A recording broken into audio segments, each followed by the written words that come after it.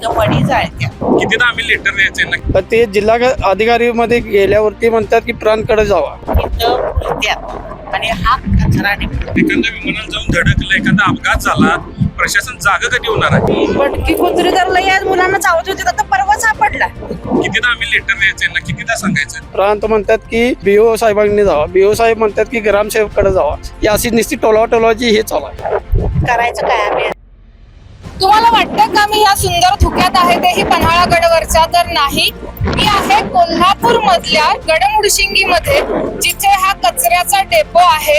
विमानतळापासून 100 metre अंतरावर जो 24 तास जळत असतो आणि त्याचा 24 तास धूर येत राहतो. ज्या धुराचा त्रास इथल्या नागरिकांना होतो, ज्या धुराचा त्रास इथून जाणाऱ्या विमानाला होऊ शकतो, आणि ह्याच धुराचा त्रास इथून टर्न घेणाऱ्या वाहनांना सुद्धा होऊ शकतो, आणि त्यामुळे एखादा अपघात होण्याची दाट शक्यता आहे. आणि मला असं वाटतंय की एखादा अपघात झाल्यानंतरच प्रशासनाला जाग येईल.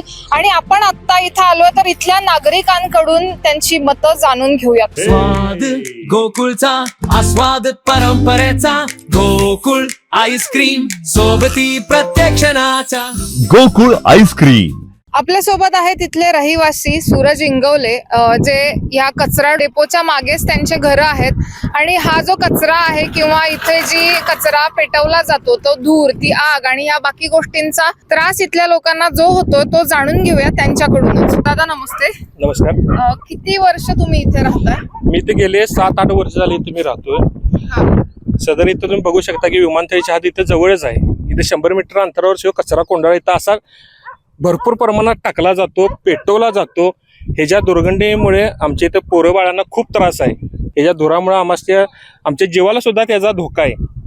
हा कोंडाळा ऍक्च्युली पडत होता ह्या साईडनं काढून इथं आला आणि इथून वाढत पाक अक्षरशः तिकडे आमच्या घरापर्यंत आलेला आहे. त्यामुळे प्रशासनास मी सांगणार की कचरा कोंडाळा इथनं पहिला हलवा, कारण इथं 100 मीटर अंतरावरच विमानतळ आहे. विमान वाहतुकीच्या 2024 नियमानुसार कमीत कमी 10 किलोमीटर अंतरावर कचरा म्हणा, जाळ्याचं असलं प्रकार चालत नाहीत. तरी सुद्धा इथं 100 मीटर अंतरावर तुम्ही आता हे लाईव्ह बघू शकता किती पेटवलं जातं, इथं कचरा टाकला जातोय.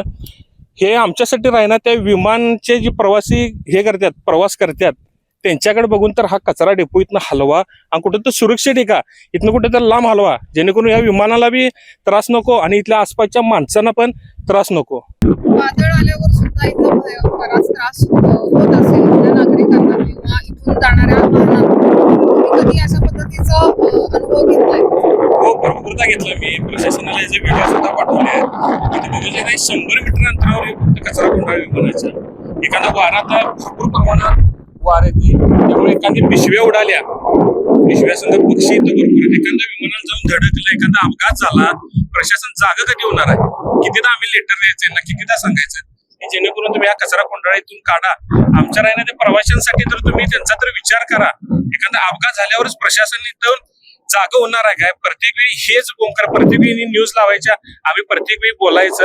तुम्ही इथं जागेवर कधी येणार आणि बघणार की इथं खरोखर बाबा ही माणसं प्रतिक्रिया द्याल्यात, ती खरोखर द्याल्यात की खोटं करायला लागल्यात? हे तर सरकारने किंवा प्रशासनानं किंवा विमानतळ प्राधिकरणावाल्यांनी बघायला पाहिजे. हा कोंडाळा हलवा आणि विमानतळाला सुरक्षित, माणसांना सुरक्षित करा. मी 8-9 वर्ष झाल्या राहतोय.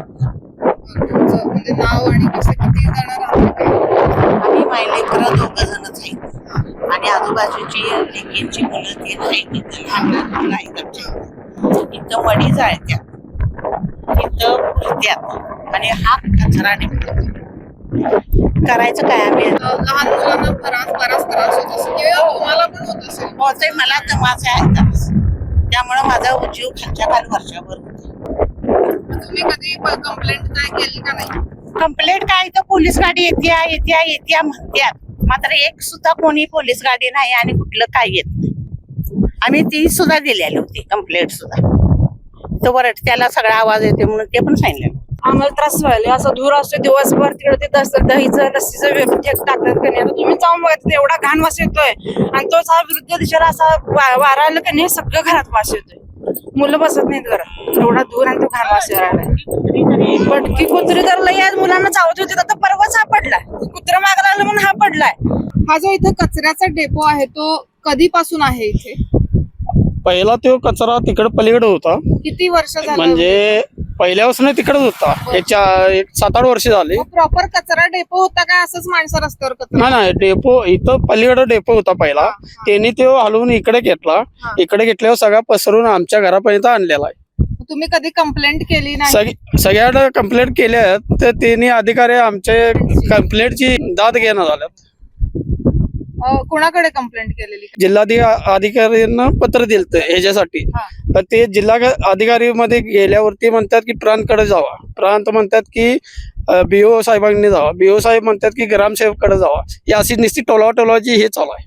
ह्याचा त्रास तुम्हाला म्हणजे तुमचे हा. 4च घरं इथं आहेत, मग कशा पद्धतीनं तुम्ही हे म्हणजे त्रास हा सहन कसा करताय? सण आता करतो काय सांगून, आता प्रशासन आमच्याकडे हेच बघायला झाले म्हणल्यावर आमची बारकी पोरं आहेत.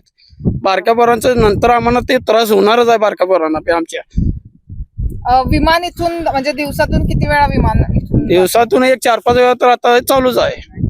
नाईट लाईन मी होते 8-8:30 वाजता नाईट लाईन. हा धूर हा 24 तास असतो इथेच? हा 24 तास असतो. हे असाच असतो दररोज. मग तुम्हाला असं कधी जाणवलं किंवा इथं म्हणजे मगाशी मी बघितलं तर त्या धुरामुळं विमान धडकेल म्हणजे विमानाचा हा अपघात होण्याची शक्यता आहे. हा शक्यता आहेच, पण गाड्याही एकमेकांना धडकतील हा, अशा होते. पद्धतीचं वातावरण? हा या टर्नला गाड्या या धडकू शकतात. ते दिसतच नाही ना गाड्या एकामेकांना पुढच्या. KK न्यूज साठी व्हिडिओ जर्नलिस्ट सचिन वरेकर सह मी नम्रता भोसले.